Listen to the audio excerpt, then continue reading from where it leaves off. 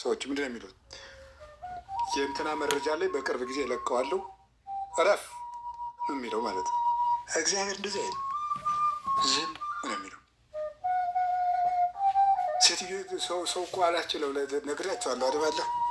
ያቺ እንትን ዮሐንስ ወንጌል ምዕራፍ 8 ላይ ያለችው ሴትዮ ያደረገችውን በጣም የሚገርመኝ፣ ዝሙት ስትሰራ ተያዘች። አይሁድ ይዘው ከክርስቶስ አቀረቧል። ሙሴ በድንጋይ ትወገር ብሏል፣ አንተ ምን ትላለህ አሉት። አይ ከእናንተ ኃጢአት የሌለበት ይውገራት አለ። ሁሉም ኃጢአታቸው ላይ በግንባራቸው ሲጻፍ ወጥተው ሄዱ። ልጄ የሚፈርዱ የሚኮሳሾች ወዴት አሉ አለ። እኔ አላውቅም አለች። በሰላም ሂጂ አሏት።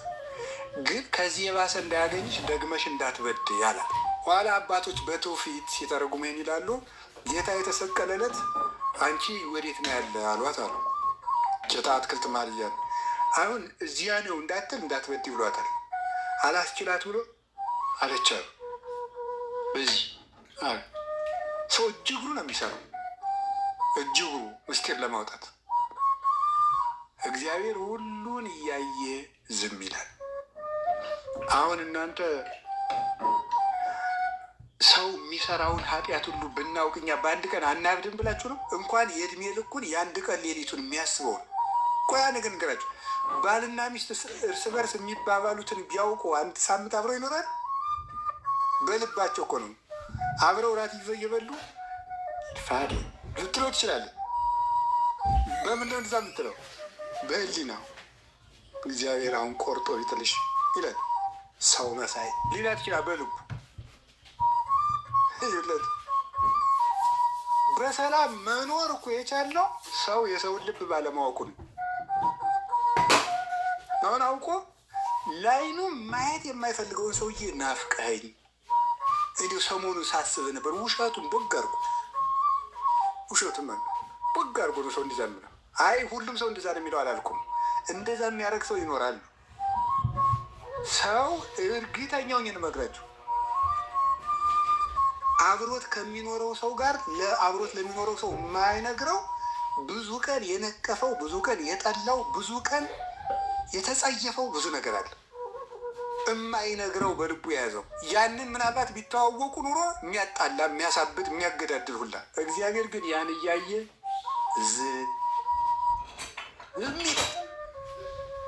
አቤት ትዕግስት በእውነቱ ማለት ነው። እንዲህ አድርጎ ስላለ ስለምንወደው እኮ ለዚህ ነው። እስቲ እግዚአብሔር መልካም ነው በሉ። እንደዚህ አድርጎ ስለሚችለን ነው። እያየ ዝም ስለ እያወቀ ዝም። አሁን ተደብቆ በቤተ መቅደስ የሚመከረው የሚደረገው ነገር እግዚአብሔርን ትግል መግጠም የሆኑ ብዙ ክፋቶች አሉ። እነዚያን ሁሉ እግዚአብሔር እያየ ዝም ይላል። እያወቀ እንዳላወቀ ዝም ይላል።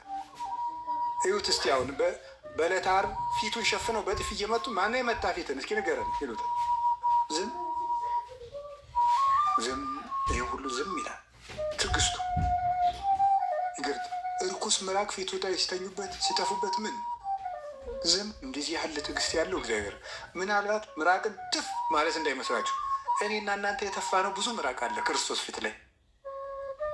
ያን ሁሉ አድርገን ዝም። ከቃሉ ጋር ናችሁ እና ስለቻለን ስለታገሰን እግዚአብሔር ምንድን ነው ምን አላችሁኝ? መልካም ነው። ሌላው ሁለት ነው የቀረኝ። ብዙ ነገር መናገር ይቻላል ስለ እግዚአብሔር መልካምነት። እንግዲህ ወጡን ነግሬያቸዋል። እዚህ በኋላ መጽሐፍ ቅዱስን በደንብ አንብቡ። መጽሐፍ ቅዱስ ስታነቡ እግዚአብሔርን ፍለጋ ነው መሮጥ ያለብን። መጽሐፍ ቅዱስ እግዚአብሔርን የምንፈልግበት ሜዳ ነው እንጂ እውቀት የምንሸመድድበት የእውቀት ክምችት አይደለም። እግዚአብሔርን ነው የምንፈልገው። መጽሐፉ ውስጥ ራሱ መጽሐፍቱን አንብበን ከእግዚአብሔር ለመድረስ ነው። እግዚአብሔርን ደግሞ ማግኘት የምንፈልገው ወደ እነዚህ መልካምነቶቹ መረዳት ስንሄድ ነው። ደስም ይለን ህይወታችን ሀዘን የጠፋበት የሚሆንም ይሄ ትዝ ሲለን ነው። ይህን ስናውቅ ነው። ካልሆነ ሁልጊዜ አማራሪዎች ለምንሆን ሁልጊዜ የጎደለንን እየቆጠርን 20 ዓመት የጎደለንን ሁሉ እየቆጠርን በቃ ጭንቅላታችን ስናደመው የምንለው የእግዚአብሔርን ይህን ስናስብ ግን ደስታ ይሞላለን። እግዚአብሔር ለጠላቶቹ መልካም ነው።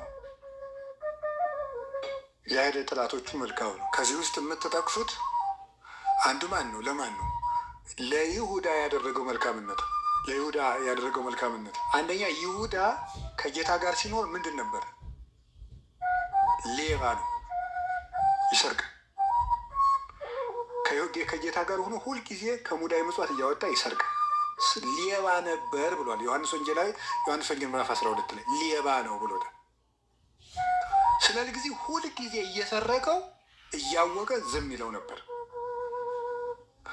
አላባረረውም። አንድ ሌባ ብሎ አላዋረደውም። ከጓደኞቹ ማለት ሐዋርያ ተብሎ ደቀ መዝሙር ብሎ እኩል ነው የሚቆጥረው።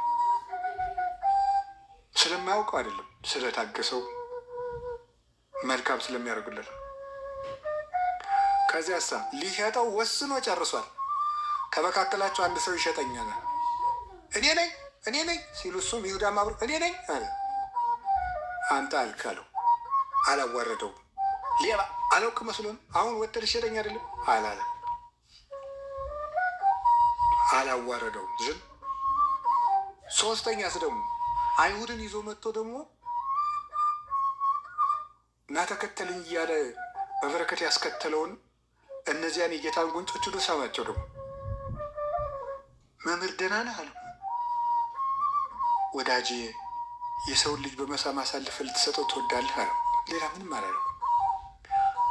ርቱዕ ሃይማኖት የሚባል ሊቅ ምን ይላል? ሰው ሆይ የዚያን ጊዜ አንተ ጌታን ሆነ ቢሆን ጠላትህ ምን ታደርጉ ነበር?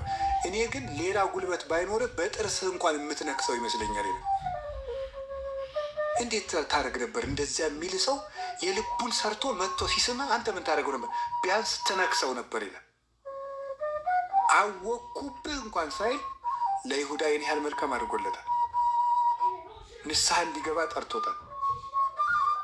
እግዚአብሔር ለጠላቶቹ የምሕረት ፀሐይ የሚያወጣ ለጠላቶቹ የምሕረት ዝናብ የሚያዘንብ ነው። ኩኑ እንከ መሐረያነ ከመ ትኩኑ ውሉዶ ለአቡክሙ ዘበሰማያት እስመ አቡክሙ ሰማያዊ ያሰርቅ ፀሐይ ወያዘንም ዝናመ ላዕለ ጻድቃን ወኃጥአን ላዕለ ሄራን ወእኩያን። የሰማይ አባታችሁ ለክፎችም ለደጎችም ዝናምን ያዘንባል ፀሐይን ያወጣልና እናንተም ርኅሩኆቹ ነው፣ ጠላቶቻችሁን ውደዱ ለሰማይ አባታችሁ ልጆቹ ትሆኑ ዘንድ ይላል የማቴዎስ ወንጌል ምዕራፍ 5 ቁጥር 44 ላይ ሲናገር። ስለዚህ ለክፎችም ለደጎችም ፀሐይን ያወጣል ያለው ምሕረቱን ነው። ዝናብ ያለው ቸርነቱን ነው። በምስጢር ስጋው ደግሞ ብለውታል ሊቃውንቱ። ለሁሉ ስጋውን ደግሞ ሰጥቷል። ስጋውን ደግሞ የሰጠው ለሰነፍ ነው። ለሰነፉ ሁሉ ለጠላት ሁሉ ሰጥቶታል።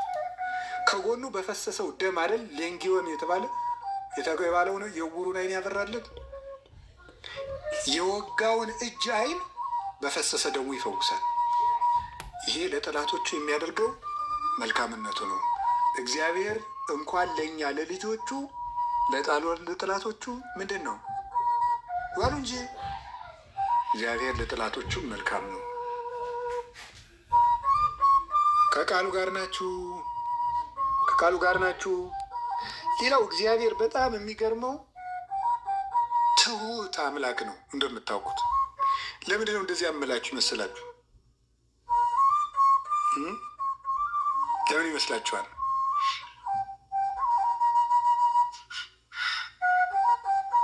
ለምሳሌ አንድ ሰው የአንድ ደብር አለቃ አለ። ስሙ መላከ ሰላም ቢሆን እና ደግሞ አንዱ ቄስ ብድግ ብሎ እኔም መላከ ሰላም እባላለሁ ቢል በዚያ ደብር ስም ማህተም ቢያስቀርጽ ይናደዳል አይናደድም? ንገሩኝ እንጂ። አቤት ይናደዳል። በእኔ ስም ነው እንጂ በአንተ ስም ምን ማለት የለበትም። አቤት መጠራት የለበትም። ወንጌል የማን ሕግ ነው? አቤት የመጀመሪያው ወንጌል የማን ወንጌል ነው የሚባለው? የማቴዎስ ወንጌል ነው የሚባለው። ግን የማን ሕግ ነው?